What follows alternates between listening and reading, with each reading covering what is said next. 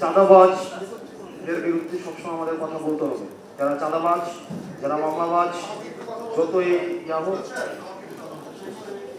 এটা তো শালীনতা হইল না। আমরা তো আপনাদের কাছ থেকে শালীনতা, ভদ্রতা, আমি তো শিষ্টাচার প্রত্যাশা করি। একজন কথা বললে আরেকজন, মানে একজন কথা বললে আরেকজন কথা বলতে হয় না, মানে এটা মিনিমাম যদি আপনার এই সংস্থা না থাকে আমি খুবই দুঃখিত। মানে একজন কথা বললে আরেকজন কথা বলতে হয় না, এই ভদ্রতাটাই আপনারা শিখেন না।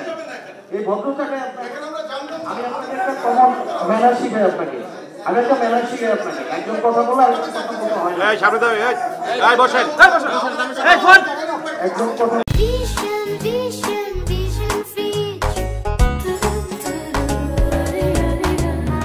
মোবাইল ভাইয়া বসেন। একজন কথা বললে আরেকজন কথা বলতে হয় না। আপনি বললেন আপনার কাছ থেকে আমরা শিখবো,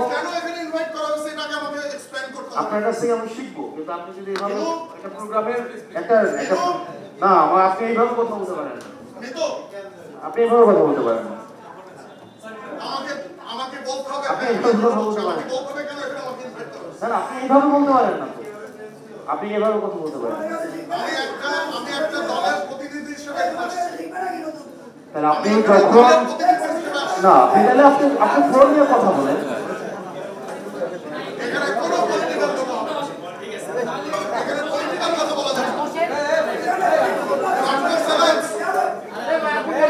সবাই বসেন।